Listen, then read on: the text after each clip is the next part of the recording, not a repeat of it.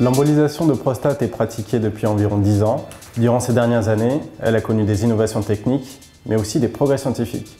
Où en sommes-nous en 2023? Nous allons voir tout cela dans cette vidéo.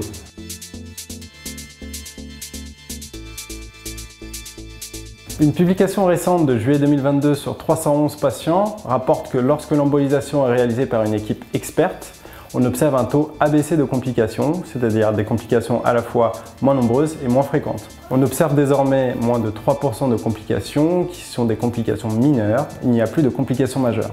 Il peut s'agir la plupart du temps d'un épisode ponctuel sur une durée de 24 heures et de résolution spontanée, de saignement dans les selles ou dans les urines. On peut également observer dans moins de 2% des cas une diminution transitoire du volume de l'éjaculat qui rentre dans l'ordre en 1 à 6 mois. Dans environ 0,5% des cas, on peut observer l'apparition de taches au niveau du revêtement du gland qui nécessite de mettre de la pommade pendant une dizaine de jours jusqu'à guérison sans séquelles. Enfin, dans moins de 0,5% des cas, on peut observer le détachement d'un petit fragment de prostate dans les urines et donc évacuer un petit bout de tissu blanchâtre par les urines. Dans cette étude, les autres publications précédemment décrites n'étaient pas observées. Les conclusions de cette étude étaient donc que lorsque l'embolisation est réalisée par une équipe experte, elle comprend peu de risques. Ces résultats sont observés en cas d'utilisation de microparticules sphériques de taille standard, c'est-à-dire entre 300 et 500 microns. L'efficacité à court et moyen terme de l'embolisation sur les symptômes invalidants avoisine les 85% et une chirurgie reste possible si celle-ci s'avérait insuffisante.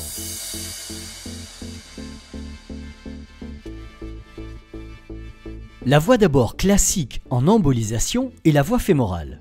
La voie d'abord radiale a été développée par certaines équipes expertes afin d'améliorer le confort du patient durant l'intervention et de fluidifier sa prise en charge lors du séjour ambulatoire. Une publication scientifique récente de juin 2022 sur 300 patients rapporte que la voie d'abord radiale est réalisable dans 99% des cas en embolisation de prostate et qu'elle ne comporte pas plus de risques que la voie d'abord fémorale. Elle apporte des bénéfices en termes de confort post-opératoire. Le patient étant ponctionné au poignet, cela permet une reprise immédiate de la marche et des mictions en position debout au décours de l'intervention. En comparaison à la voie fémorale, le décubitus strict est de 3 heures. Le patient porte un pyjama stérile et les parties intimes ne sont pas exposées. Autre avantage, il n'y a pas besoin d'arrêter les anticoagulants ou antiagrégants plaquettaires avant une embolisation par voie radiale, car le risque d'hématome menaçant du point de ponction est nul. Enfin, la durée du séjour ambulatoire est raccourcie, le point de ponction se refermant en 45 minutes suite à une compression à l'aide d'un bracelet dédié, le patient quitte l'établissement de soins 1 heure après la fin de l'intervention. Les complications du point de ponction radiale se résument principalement par la survenue d'un hématome de faible abondance. Il est observé dans 10% des cas, aucune autre complication, notamment grave, n'a été observée. La faisabilité de l'embolisation par voie radiale est validée par le radiologue interventionnel au cours de la consultation. Les voies de suppléance de la vascularisation de l'avant-bras et de la main sont évaluées à l'aide d'un oxymètre et l'artère radiale est analysée par échographie qui confirmera sa compatibilité avec une ponction et un cathétérisme.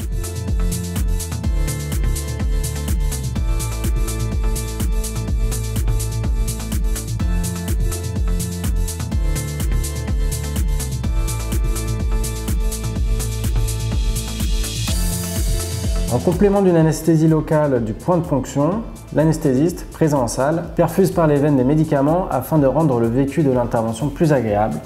C'est la sédation consciente. Pour l'embolisation de prostate, le rôle de l'anesthésie est d'assurer un confort, une sérénité pendant toute la durée du geste. C'est un geste à durée variable, entre 1h30 et 2h30, et nous faisons en sorte qu'il n'y ait pas de notion du temps qui passe, que vous soyez bien, cool, décontracté. En fin de procédure, nous commencerons les médicaments antalgiques contre la douleur afin d'éviter toute sensation désagréable type pesanteur pelvienne qui peut se manifester après le geste. Ça sera tout ça réévalué en salle de réveil où le patient restera le temps de la prise en charge du bracelet pendant à peu près 30 à 45 minutes.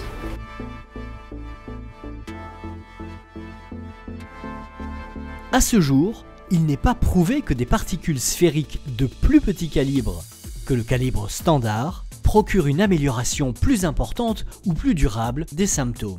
Une étude randomisée parue en 2019 comparait les résultats de l'embolisation de prostate en utilisant des microparticules sphériques de petite taille, c'est-à-dire entre 100 et 300 microns, en comparaison à la taille standard, c'est-à-dire entre 300 et 500 microns. On ne retrouvait pas d'efficacité supérieure avec l'utilisation de microparticules de petite taille.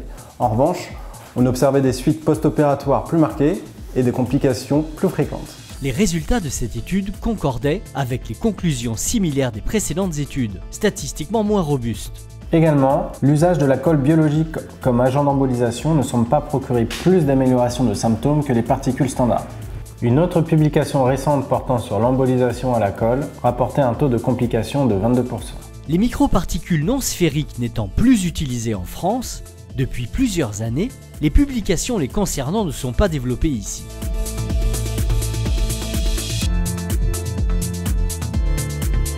Des résultats sur la durabilité à long terme de l'efficacité de l'embolisation de prostate ont été publiés par chacune des deux équipes pionnières ayant initié la pratique de cette intervention en 2011 et 2012.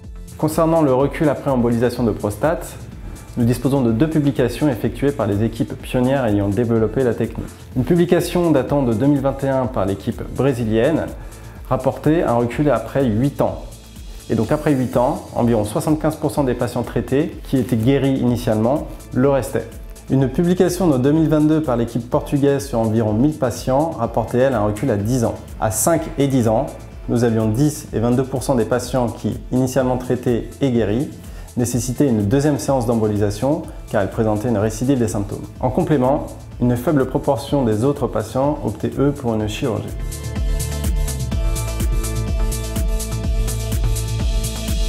Dans ses recommandations pour la prise en charge des troubles mictionnels de l'homme, l'Association française d'urologie reconnaît désormais une place pour l'embolisation comme traitement de l'adénome de prostate.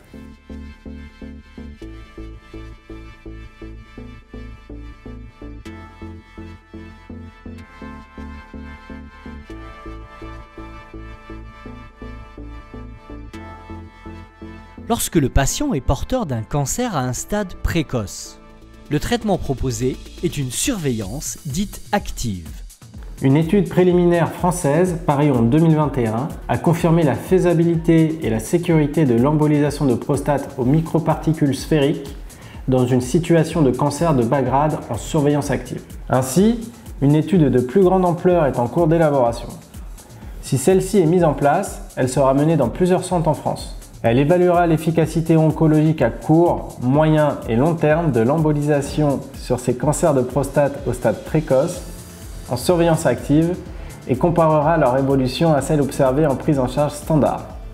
L'hypothèse est que, par l'embolisation, la privation en oxygène dans le tissu prostatique détruirait au moins en partie les foyers de cancer de bas grade et ralentirait ou stopperait sa progression vers un stade plus évolué. Le cancer de la prostate, c'est le premier cancer chez l'homme. On les détecte de plus en plus tôt chez des patients de plus en plus jeunes et on sait que pour les cancers de bas grade, il n'y a pas d'intérêt à faire un traitement agressif dans l'immédiat car le pronostic à 10 ans est très bon. Donc on réfléchit à des thérapies alternatives avec des thérapies focales pour détruire ce cancer en laissant la glande en place.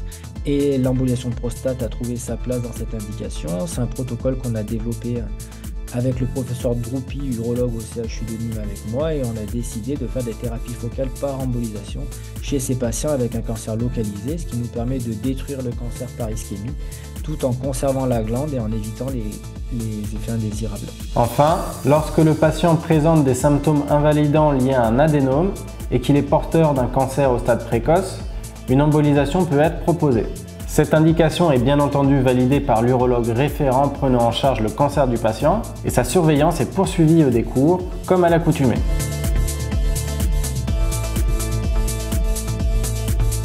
Concernant le cancer de prostate focal à un stade plus avancé mais curable, le traitement curateur de référence est la chirurgie ou en alternative la radiothérapie externe ou la curithérapie.